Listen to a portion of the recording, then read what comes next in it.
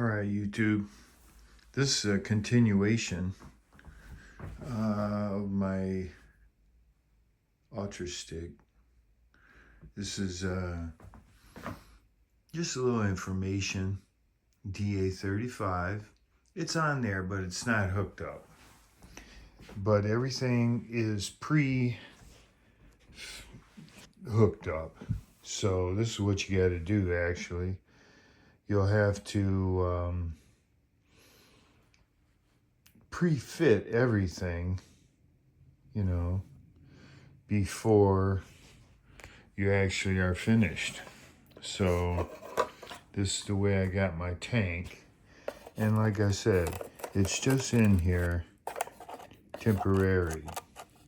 But this will come over like that. I'll tie that down. But I got my dot. This line goes down the bottom. You have to make these trays because the Chinese people put holes all. I had to make a tray over here to mount this receiver because there's holes underneath there. You don't get no battery doors, so I had to make a battery door. Sink a blind nut underneath the rail, and then I used something like that right there on the end so you can just slide the door back, you know. Smart Fly Kill is on the wall over there. I put the light over here. There's just a lot of wires, a whole lot, but this is a little bit of information on. These are 50. My damn phone don't. This is an iPhone 15 and it's not even clear, but that's the 7955s. I'm using 5 of them.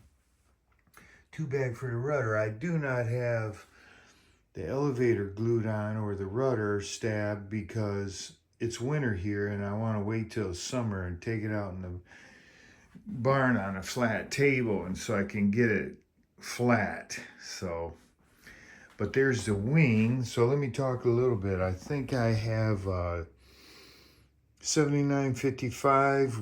You get about 12 inches of wire, so 24s worked perfect. Came up under and back up through here. So 24-inch high-tech twist wire. And I had 24s wire for that servo on the ends. But when they came out, they was a little bit too long because you need a 6 right here, so or even shorter, so you already have it plugged up to the radio. And then you can just plug it up to the aileron right there. So, you know, I made those 6s right there, but you could have made that smaller. But you need a little bit of extension when you set the wing up here. So I had a 24 in there. I took it out and cut a 36 and made 2 18s. And this is what you get for 18. So that's kind of cool. And then this one here is comes off this servo, just a 12. I don't have an extension on that one just because that's plenty. So then I took a 24 and I made up this Y harness for the flaps.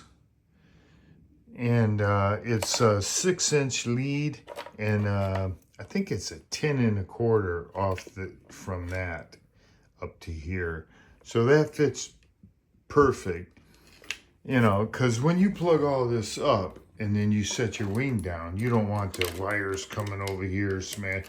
So, and then you got a throttle there and a rudder here, and when you set this down, you know, you don't want these wires rubbing against the throttle. So, you know, I ran him underneath there as much as I could. And this wire here will go to the ignition. And, you know, that's how I got this set up. Like that. And then, let me put the wing on it.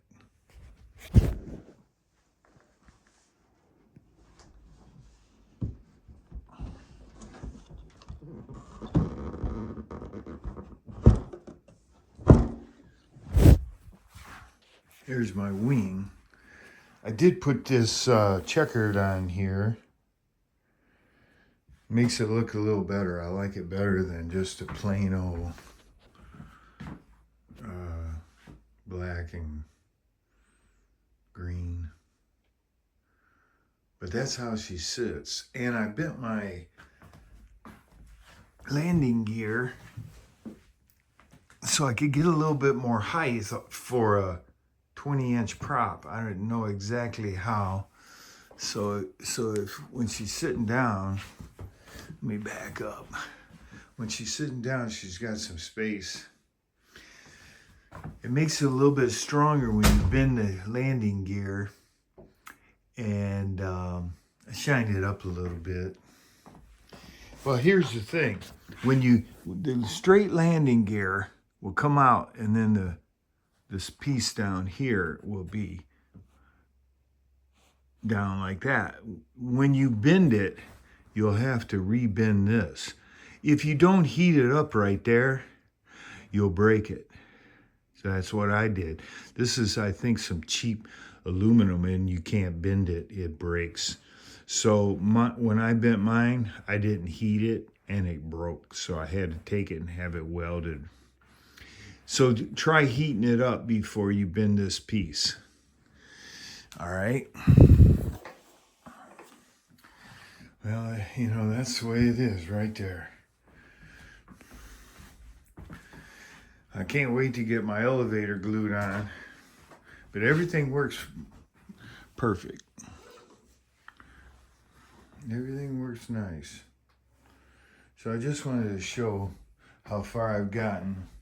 I know some of my other videos are not so great, but I'm not a video taker, but at least you can learn somewhat or get some ideals. You're not learning from me, but you're getting some ideals the way other people do it. So I hope I covered a few things. One thing I'd like to tell you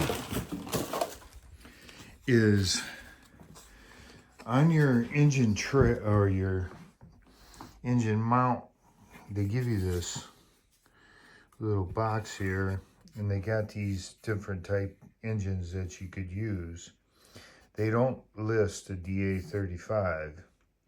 So the first time I did this, I tried to make a template. I didn't center my engine with these lines right here. I centered my engine from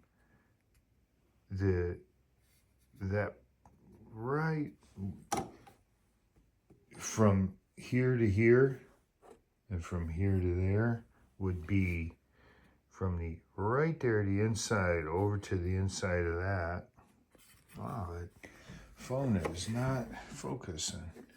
And then from about right there to there. And then you subtract, I think it's 70, says is 70 wide, but I think it's 55 or 50. You can easily get them measurements to the center. And then you subtract it from that measurement, and you can find the center.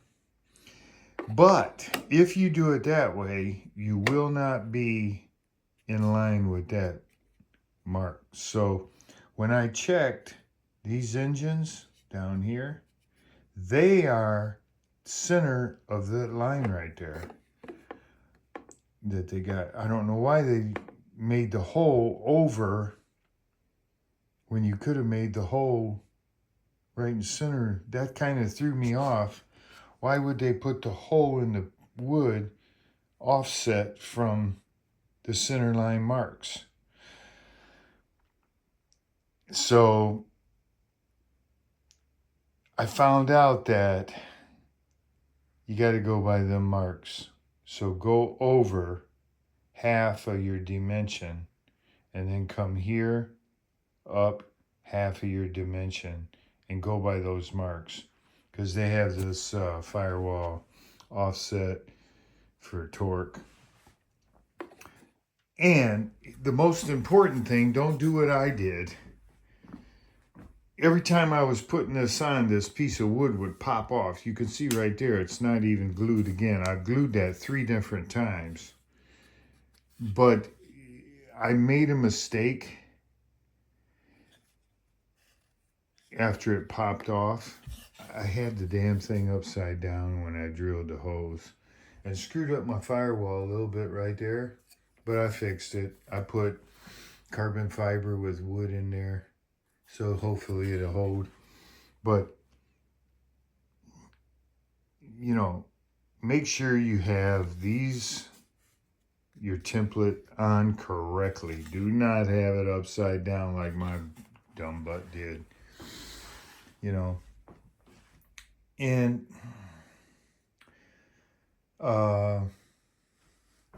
I made a little piece here for my choke. My choke's going to hook up and come out right here, and I'll just be able to pull it in and out. I just made that little piece and lined it all up. You'll have to move your choke arm a little bit. That ain't nothing. Just unscrew it, and you'll have to file, like DA tells you, to file a little flat spot on the shaft. I haven't done that part yet, but it's all ready and set up. I just have to, I'm not ready. It's December the 5th or whatever here. 3rd, 4th, December the 4th. So I'm in Michigan, so it's cold here. So you're not going to be gluing and flying for a while. But in a way, I wish this wing was one piece. Or what they really should have did with this wing is, I mean, all you have to do is fabricate a little bit more, and you could have had a better airplane by having the wing tube go through the plane. That would have been so much more nicer.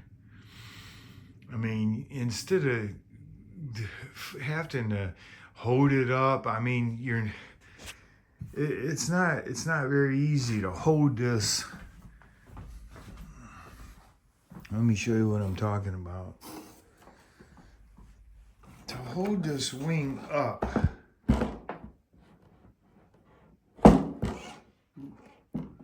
it's hard to do with one hand, that's for sure.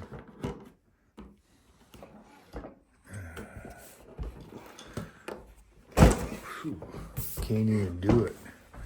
See what I mean? It's a pain in the ass. To hold this wing up and hook these wires up is a pain in the ass. So I'm going to have to make a piece of wood to come down here and prop it up. That's what I'm saying.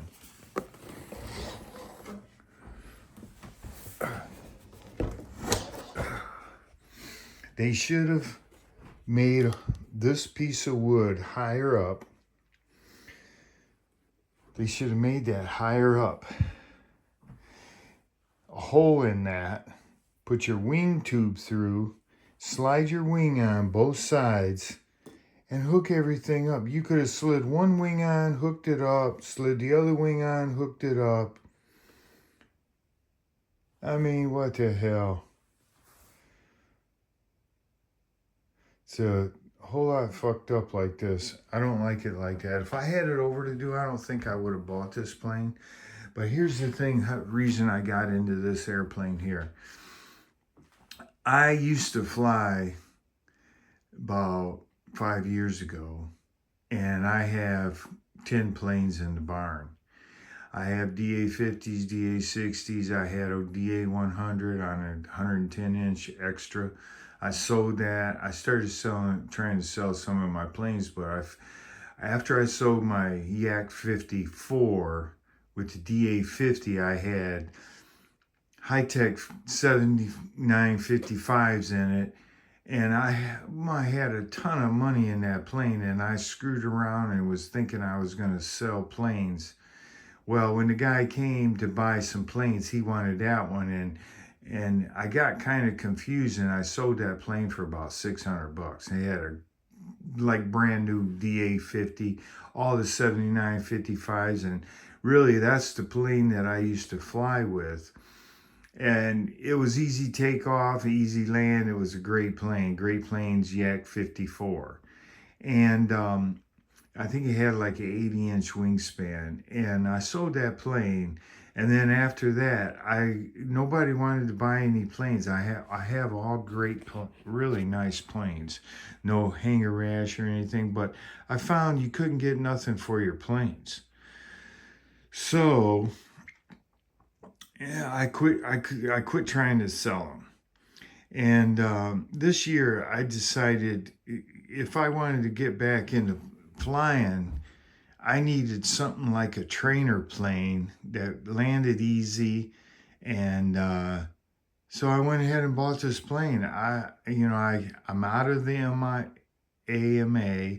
I'm not affiliated with a club right now because I had stopped flying. I thought I was going to get out of flying. My club closed, and I joined another club and was in the club 5 years. I think I flew one time over there, and I kept paying every year, but I never flew. Then I got to where I didn't know how to use my radio, forgot everything. I just completely forgot everything. So when I got this plane, I decided to, this year coming up, get back into flying. And that's the only reason I bought this plane. I have planes to fly. I have a AeroWorks Yak 55 with the DA-60, never been ran, never been flown. So I have other planes, but when you're not in flying for a while, you're not going to take those planes out and think you're just going to go up and land and everything fly, because you may wreck them because you forgot how to fly somewhat. Your fingers are not what they used to be. Your brain doesn't work as fast. So you need something like a trainer. And nowadays, the companies, they don't sell very many trainers, and they're garbage. Everything they sell is garbage. Not like it used to be.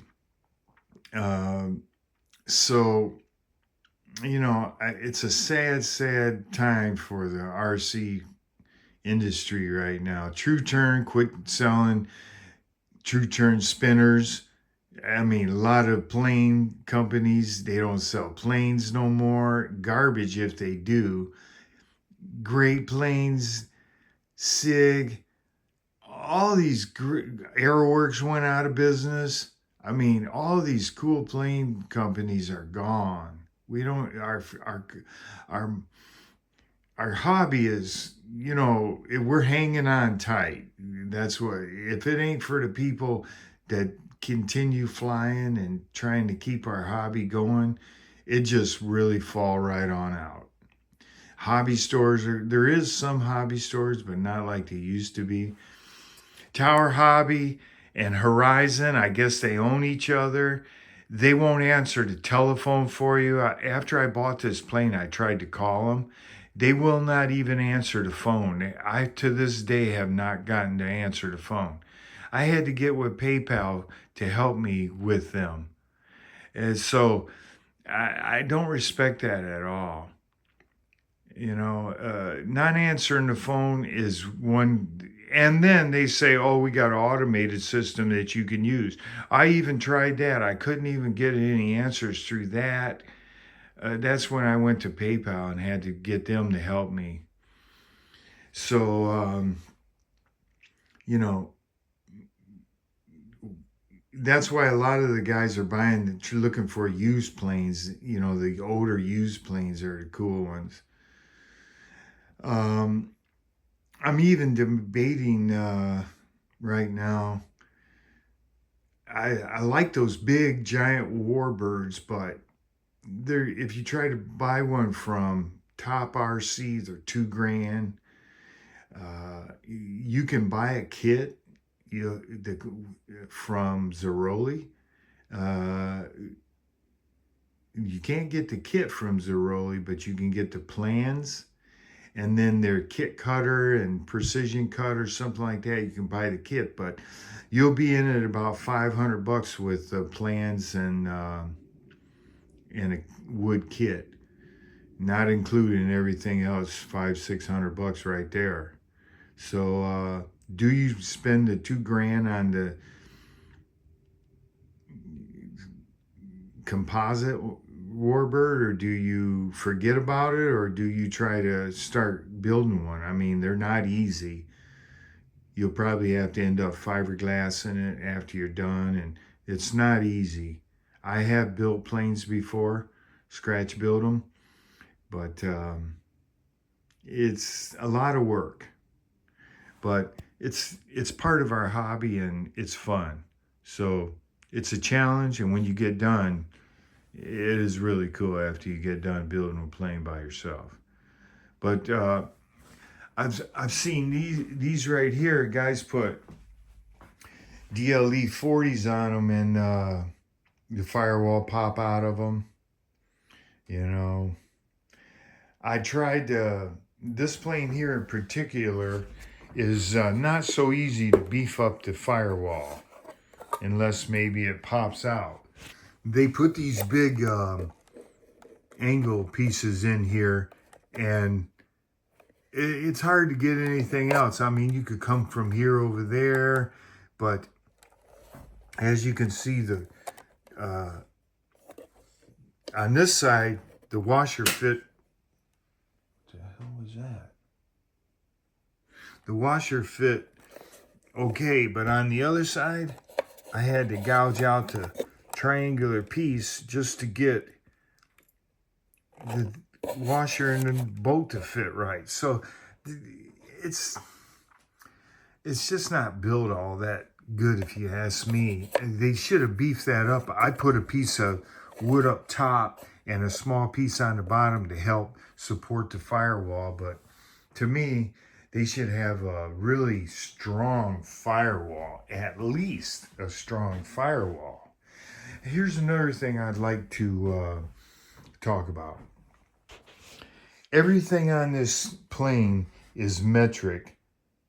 You don't get 256 or 440 rods. This rod right here is 3 millimeter, and these fittings here are 3 millimeter. So if you're trying to change this to like a ball, you're not going to screw. You may be able to screw a Dubro onto this rod, but you're not going to put a 440 on the other end. And even on these right here, everything's 3 millimeter. Right here, this rod, everything's 3 millimeter. And them bolts right there, they want you to put that washer on each side of the horn there. Not the horn, but the, I forget what you call them. But anyways, that bolt is actually a little bit too short. So I had to, I mean, you could leave out one of them washers and it would be better, but you need a little bit longer of a bolt. So I had to order 10 bolts. Those are 3 millimeters. So I had to order 10 new bolts because those are not long enough. The kit on this plane, to me, is, at least they could have used 440 stuff instead of 3 millimeter. I mean, that's so stupid. And these stupid hinges right here, when they're very hard to come up through the other side accurately. Not only that, here's another thing about this plane. You see this flap from here to there? You see how from there to... They have on the inside here, you can't see it through the video, but there's, for some reason, they made 3 more holes. And I didn't know that, and that's why this one is more over that way than this one. I don't know why they would do that. I mean, unless they're using them flaps for other planes, but there's two sets of holes in that plane, and if you ain't careful, you'll do like I did and use one on one side and one on the other. I really messed up right there, but it ain't gonna hurt it. It's just a little bit further over, which is kind of dumb, but that's what they did. And this piece here, I had to, it's only got this support from the factory, so I had to put this support here and here to give this a little bit more stout. Maybe you don't need it, maybe you do. I put another square piece of wood across the back up underneath there, and two small ones coming underneath here to hold this a little better. Not only that, they give you plastic J-nuts with plastic bolts. When you knock out the plastic J-nut, blind nut, J-nut, it's a blind nut is what it is. I'm misspeaking. But when you knock out the plastic one and try to use a metal one, which all through here, they use metal ones. You can see down in there, they use metal blind nuts, but not here. When you knock that out, the plastic one will be bigger diameter than the metal one. So you have to put a dowel rod in this hole and drill it out to fit the metal one. That's what I did here because I didn't want plastic blind nut in for the wing. And not only that, it's a different size than the metal. So the plastic bolt they give you won't fit your new metal. I don't understand all that, but it's all about China. You know, that's the way it is. Well, you know, I'm going on, and I don't really want to sound like a jerk, but this is just my opinion. Alrighty, YouTubers, I hope it helps you.